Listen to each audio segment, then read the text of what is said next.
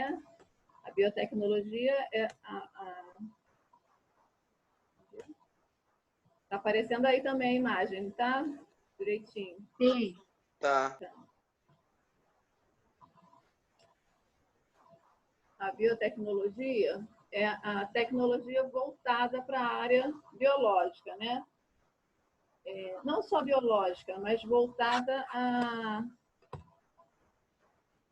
área da vida. A área da vida inclui vários ramos da biologia, né? Até geografia, química, física, né? Também faz parte dessa área de vida aí, né? Então, qualquer experimento que a gente faça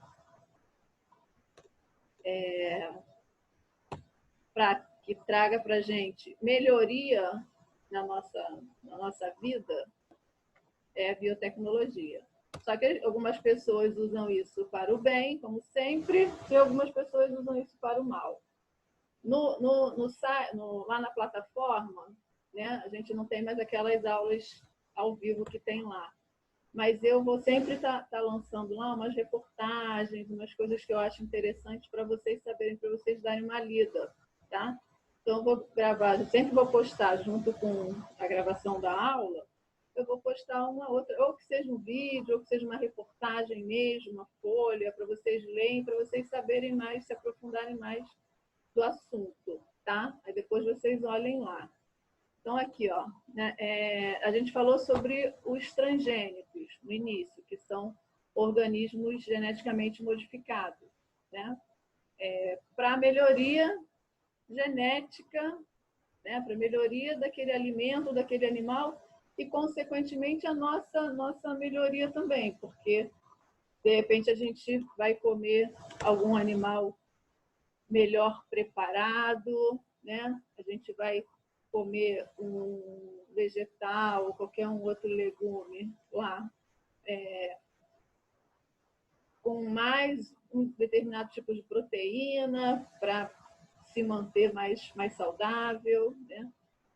Algumas pessoas concordam com isso e sempre tem aqueles grupos que não concordam. Isso em qualquer lugar, né, gente? Sempre tem um para discordar e isso até é bom, porque isso aí sempre estimula a pesquisa e estimula para ver se realmente eu estou fazendo certo ou não, né? Na biologia, a gente também tem, além dos transgênicos, né? Se a gente for parar para ver tudo que é de biotecnologia, a gente não vai parar de falar, né? Porque a produção de antibiótico é uma biotecnologia, até a produção do fogo, naquela época dos homens neandertais lá, né, que descobriram o fogo, também foi uma biotecnologia. A descoberta da roda também foi uma biotecnologia, só que cada um no seu tempo, né? Hoje em dia, como as coisas são mais... tem mais equipamentos, as coisas se tornam mais valorizadas, né? Mas não que a roda naquela época, né? A roda daquela época tem até hoje. Se não fosse naquela época descoberta, a gente não estava andando de carro, de bicicleta, os aviões não utilizavam a roda para poder pousar, né? Então, tudo tem sua importância. Mas a gente tem também, se a gente for parar para ver tudo isso, a gente não sai do local, né? A gente vai ver o que mais eles falam hoje em dia, que são os transgênicos, a gente já viu, a clonagem, as células-tronco e o projeto Genoma também, tá? Transgênicos a gente já viu. Aí vamos aqui, ó, sobre as células-tronco. Deixa eu sair daqui um pouquinho, senão vocês não vão. Células-tronco, o que são células-tronco? No momento do desenvolvimento, as nossas células elas são produzidas na medula óssea, tá? E elas caem no sangue como leucócito, hemácias e plaquetas, que não são células, né? São fragmentos de células. Então, a medula óssea ela vai começar, né, a produção dessas células, vai amadurecer essas células. Quando elas estiverem maduras e souberem o que elas vão ser, souberem o que elas vão fazer, elas caem na corrente sanguínea, né? Aí os leucócitos, beleza, vão atuar lá na defesa, as hemácias vão atuar no transporte sanguíneo. As plaquetas, que não são células, são fragmentos de células, elas vão atuar na coagulação do sangue, tá? Essas células, elas já são diferenciadas. Por quê? Porque cada uma tem sua função, né? Quando cai na corrente sanguínea, elas já têm que ter a função delas, tá? As células tronco, elas são células indiferenciadas. No momento da formação na medula óssea, né? Lá em cima, quando elas são umas células grandonas, né? Porque a hematopoiese, que é o processo de formação das células, começa com uma célula grandona, né, que a gente chama de célula-mãe, ou célula grandona. Aquelas células vão se diferenciando, né, vão ficando menores, vão perdendo parte delas, que vai se transformar em plaqueta, até que fica num tamanho ideal, né? Os leucócitos continuam com o núcleo. As hemácias, durante o processo de desenvolvimento, elas perdem o núcleo, porque as hemácias são células anucleadas, e as plaquetas, que são fragmentos de células, elas são feitas a partir das células que perdem cada pedacinho, né, para elas ficarem menores. Então, essas células, elas são diferenciadas, porque têm a sua função, tá? O leucócito, quando cai na corrente sanguínea, vai proteger o corpo, né? As hemácias, que tem núcleo, né? As hemácias, quando caem na corrente sanguínea, não tem núcleo, elas são anucleadas. Elas vão realizar troca gasosa, né? Estão ricas em oxigênio para fazer a respiração celular, né? E as plaquetas vai curar a gente de qualquer sangramento, porque no nosso organismo, tanto dentro quanto fora, quando a gente se machuca, né? Mas dentro, os nossos órgãos, eles acabam tendo microvazamentos que as plaquetas têm que ir lá e parar o sangramento, tá? Isso aí acontece no nosso corpo diariamente. Então, a importância da plaqueta é isso, tá? Evitar que a gente fique sangrando até morrer. E essas células-tronco, elas não conseguem ter função. Por que isso? Elas caem na corrente sanguínea antes, né, ou se caem na corrente sanguínea, ou elas são retiradas, né, quando elas não têm função ainda. Elas não sabem se elas vão ser leucócitos, elas não sabem se vão ser hemácias, não sabem se vão ser células do tecido, porque ela ainda não caiu na corrente sanguínea. Tá? Por isso que chamam células-tronco, como se fosse o tronco de uma árvore que vai dar origem aos ramos, né? As folhas e as frutas. Por isso que é célula-tronco. Tá? Aí eles podem tirar essas células-tronco de duas formas. Ou retira de células adultas, como placenta, cordão umbilical, né? Células adultas, ou de células embrionárias, de embriões que são descartados nessas clínicas de fertilização, tá? As duas formas de células-tronco, ou as adultas, né, que a gente pode retirar de alguma parte do nosso corpo, partes específicas, né? Ou as células-tronco embrionárias, que a gente retira de células de embriões que foram descartados lá por algum motivo nessas salas de genética, né? Geneticista. Por quê? O que são descartados nessas salas aí, né? de genética? Tudo ali passa por um controle de qualidade, tá? Se o embrião não está bom para o embrião, por que eu falo embrião? Porque já foi fecundado, tá? Ele já pegou um óvulo, já fecundou o espermatozoide e formou uma célula-ovo. Depois que forma aquela célula-ovo, ela passa por um processo de qualidade para ver se ela está apta a ser inserida no útero da mulher. Se ela estiver apta, beleza. Eu vou inserir no útero da mulher para a mulher poder ficar grávida ou não. Tá? Por que poder ficar grávida ou não? Porque é uma coisa que faz no laboratório e depois insere no útero da mulher. Né?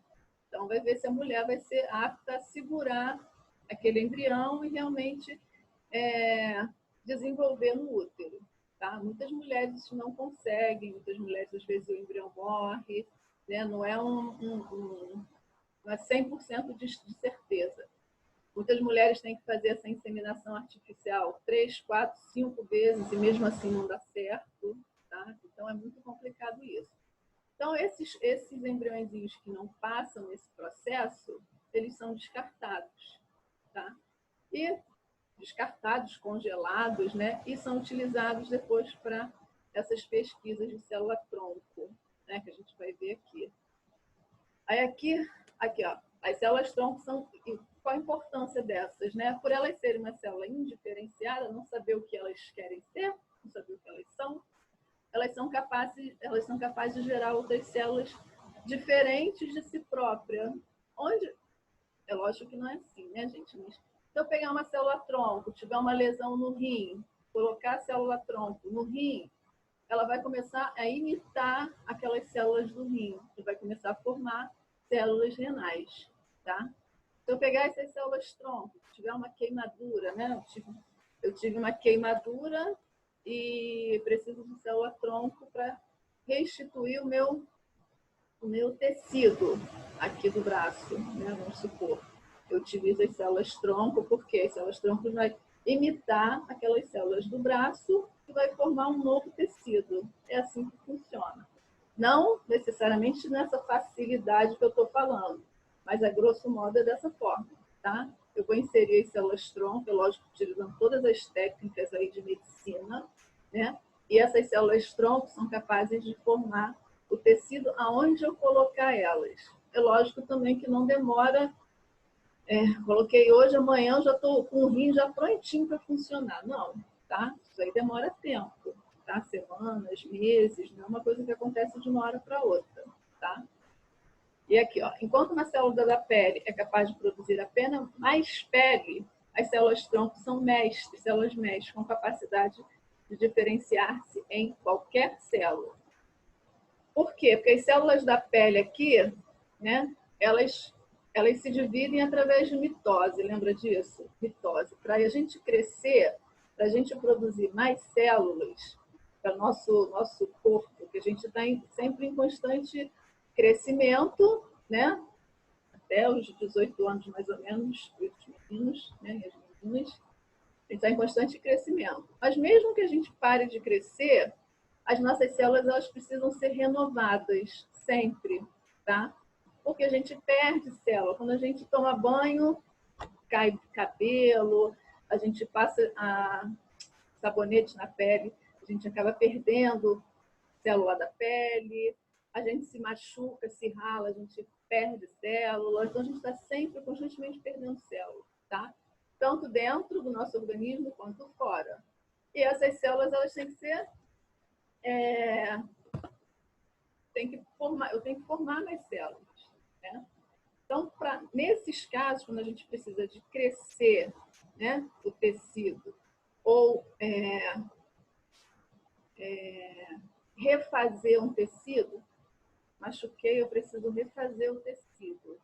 Ou para crescimento mesmo durante todo o período embrionário, meu período de criança, período de adolescente, que eu estou sempre crescendo, eu faço, minha célula precisa se dividir. E se dividir em mitose, tá?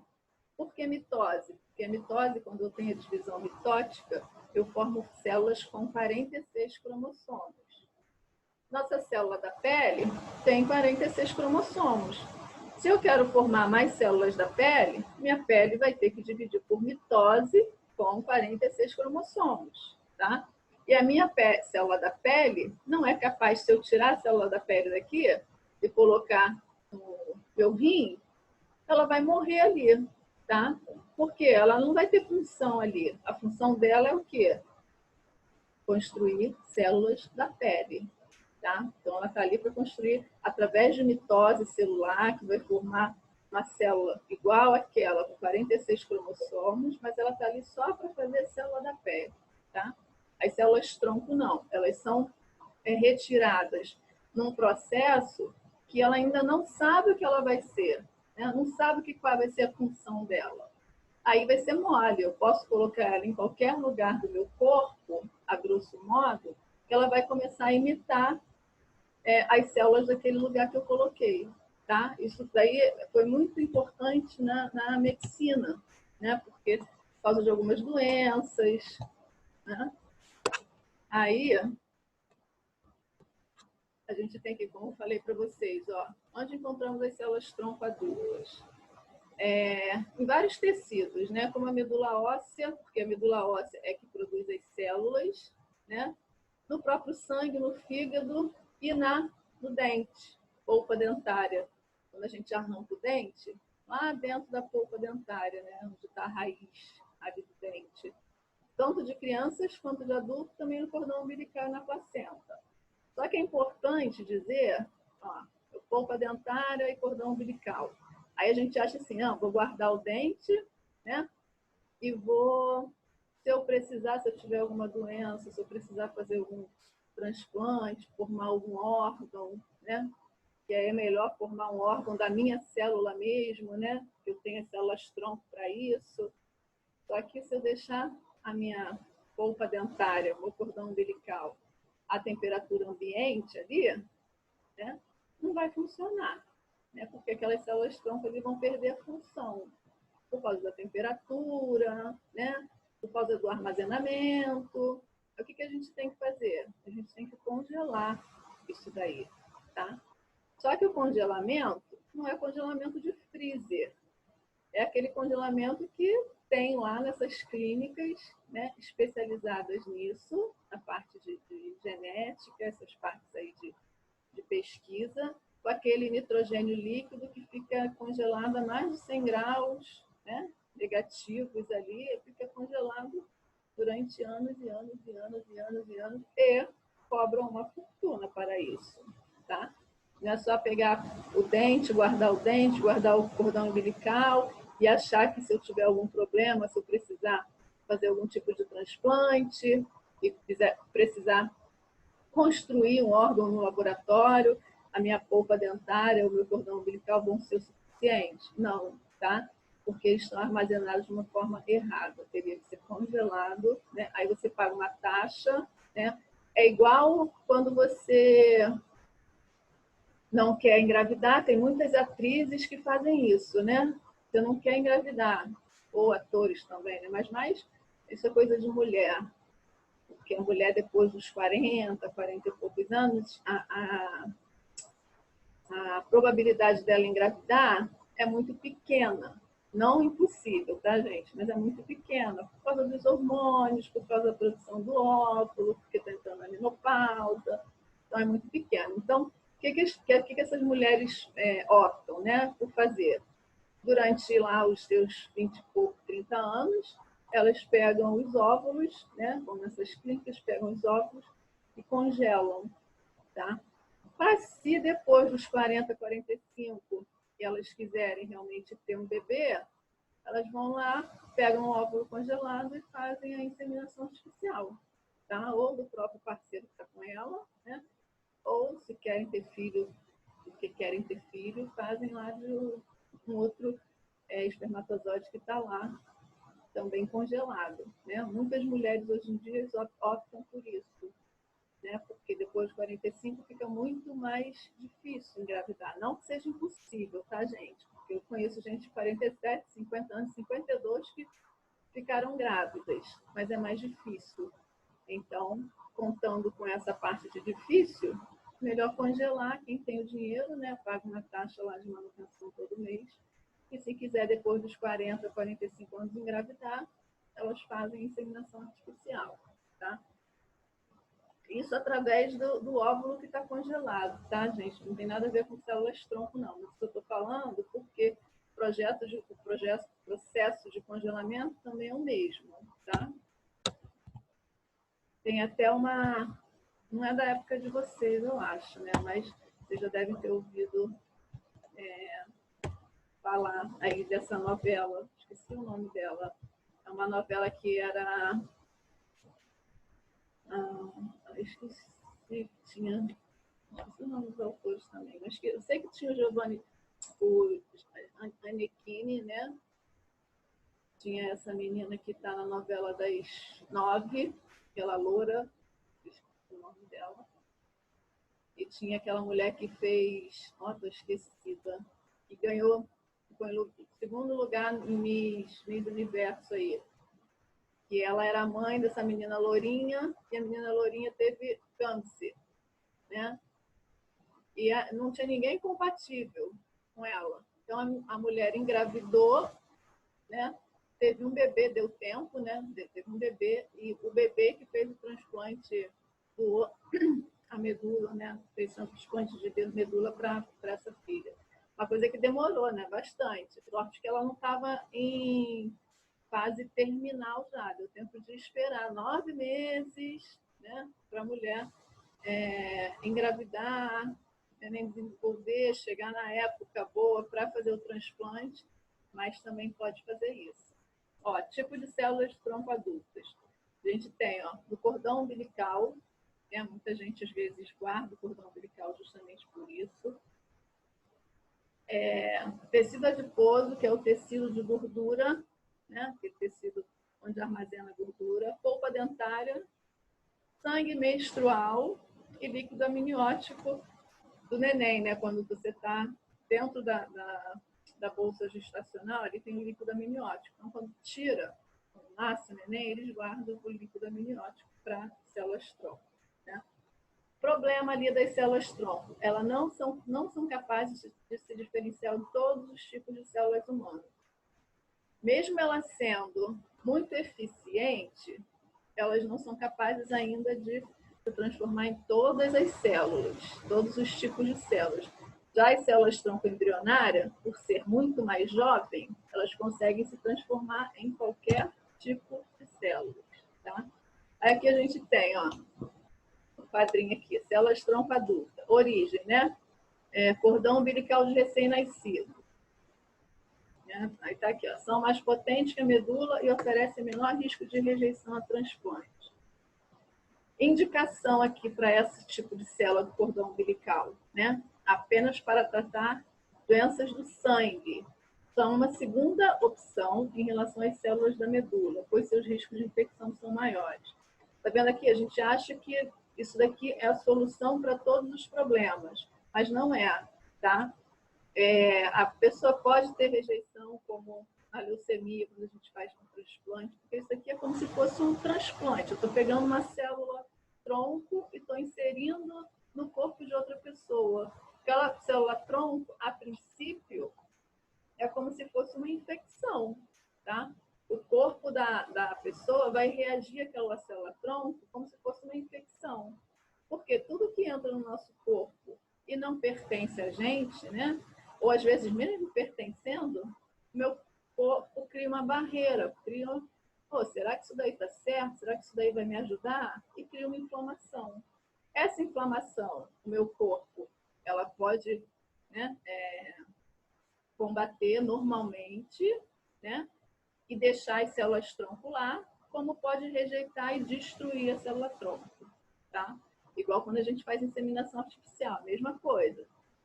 Eu posso rejeitar através de uma inflamação, mas continuar deixando o meu embriãozinho lá, né? Eu rejeitei no começo, mas vi que ele era bonzinho e deixei ele lá, tá? Tudo bem, tudo ok. Eu rejeitei, achei que ele ia me causar algum problema e destruir. Aí eu não consigo ficar grávida, tá? Medula óssea, tá? É a parte que é produzido o sangue, né? Na parte interna dos ossos.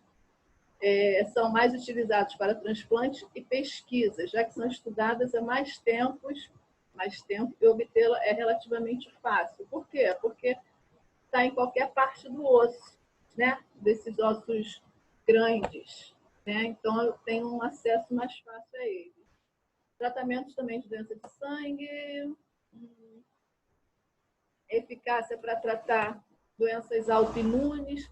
Doenças autoimunes são doenças em que o seu próprio corpo, tá, provoca a destruição das suas células.